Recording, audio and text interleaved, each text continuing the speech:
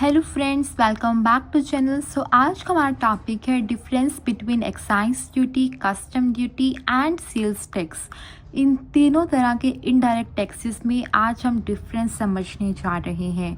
तो टोटल जो है हम 6 पॉइंट ऑफ डिफरेंस कवर करेंगे इस वीडियो में। तो स्टार्ट करते हैं।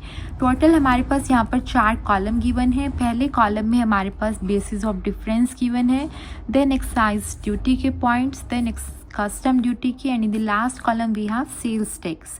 तो स्टार्ट करते हैं। सबसे पहले हमारे पास यहाँ पर जो first point of difference given है वो क्या है, बेसिस ऑफ चार्ज। ठीक है, क्या है, बेसिस ऑफ चार्ज कि कब जो है एक्साइज ड्यूटी इम्पोज की जाएगी बाय द गवर्नमेंट, कब जो है कस्टम ड्यूटी इम्पोज की जाएगी बाय द गवर्नमेंट, या फिर कब जो है सेल्स टैक्स इम्पोज किया जाएगा बाय द गवर्नमेंट की बेसिस ऑफ चार्ज क्या है। तो जो एक्साइज ड्यूटी है ये गवर्नमेंट इम्पोज करती है on the manufacture of the goods in India. ठीक है, कि जब गुड्स मैन्युफैक्चर्ड होंगी इंडिया में तब एक्साइज ड्यूटी गवर्नमेंट इम्पोज करती है। कस्टम ड्यूटी इम्पोज की जाती है ऑन द इम्पोर्ट और द एक्सपोर्ट ऑफ गुड्स। और जब हम बात करते हैं सेल्स टैक्स की, तो ये जो टैक्स है ये चार्ज किया जाता है on the inter state sales with in India, कि दो स्टेट के बीच में जब ट्रांजैक्शन होगी, मतलब जब कोई सेल्स टेक प्लेस करेगी तब सेल्स टैक्स इम्पोज किया जाता है। यहाँ पर जैसे एग्जांपल के लिए हरियाणा और पंजाब, ये इंडिया की 2 स्टेट हैं। जब इन दोनों के बीच में अगर सेल की ट्रांजैक्शन टेक प्लेस करती है तो उस टाइम पर सेल्स टैक्स जो है गवर्नमेंट इम्पोज कर देगी। सेकेंड पॉइंट ऑफ डिफरेंस यहाँ पर जो गिवन है वो क्या है, टैक्सेबल इवेंट एंड पॉइंट।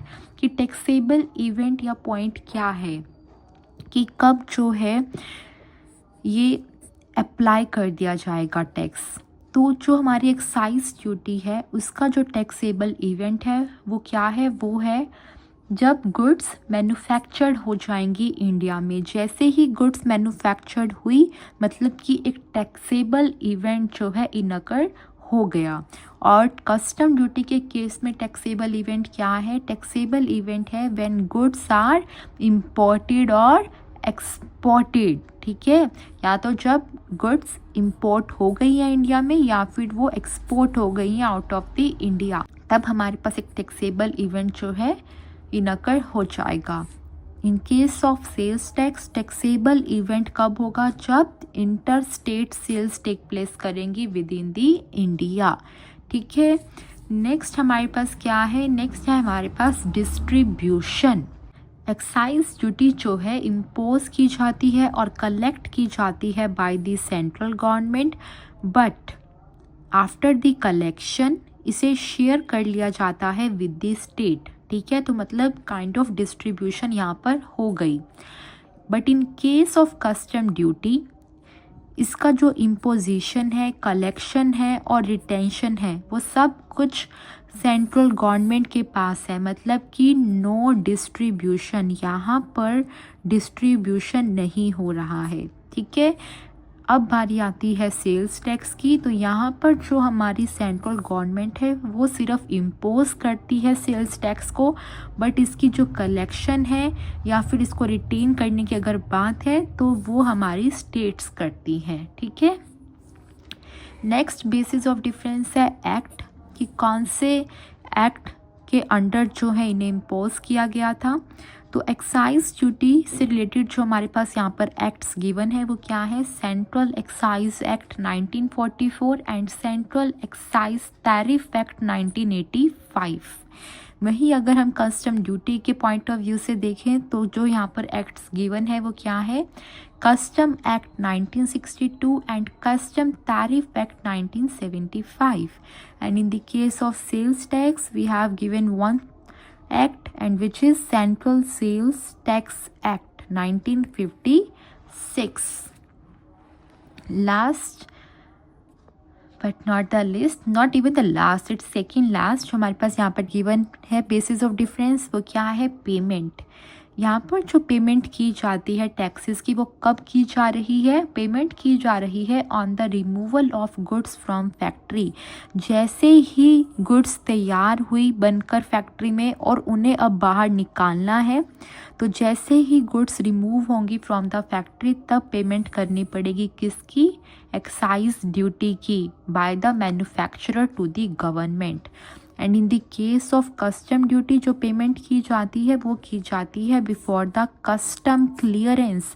ये कस्टम क्लियरेंस का क्या मतलब है? ये एक कंपल्सरी प्रोसेस होती है which every good must pass every time they enter और लीव द कंट्री।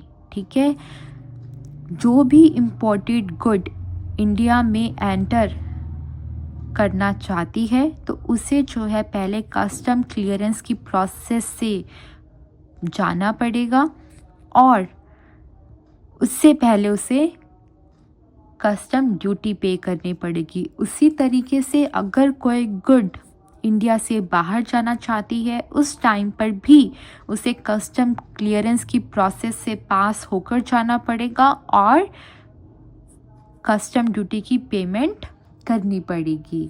नेक्स्ट हमारे पास क्या है? Sales tax. तो यहाँ पर पेमेंट की जाती है जब सेल्स हो जाती हैं। After sales take place then the payment is made to the government. Last हमारे पास क्या है? चार्ज्ड ऑन, कि ये किस अमाउंट पर चार्ज की जाती है।